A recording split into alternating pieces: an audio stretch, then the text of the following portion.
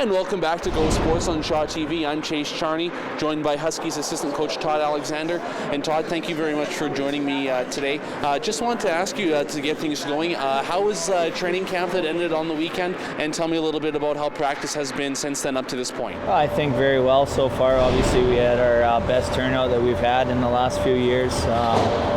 We've made some changes, not only with our coaching staff, but with our staff in behind our staff.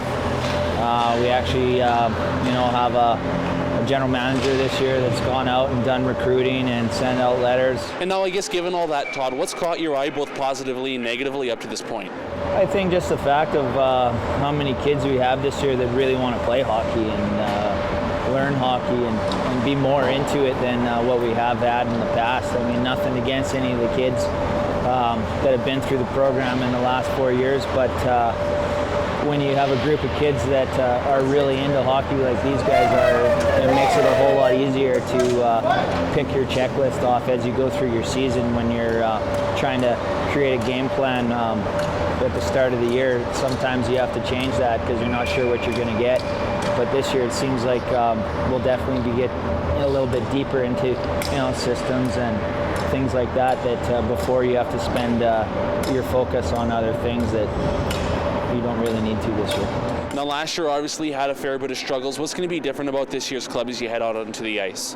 I think maturity level is it's a lot higher than we've had in the past. Our older players are a lot more mature, and we've got a really good group of guys that are going to be leaders, and that's very important, especially when you do have some young guys on your team. You got your 16, 17, and 18-year-old guys. Somebody's got to show them how to be a junior hockey player, and the guys that we have here are those guys that we need to be paving the way for them.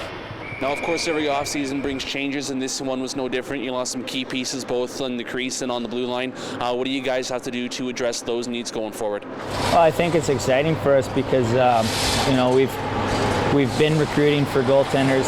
We do have a couple more guys that are still out in camps right now that are coming back. So if they do come back, that's great.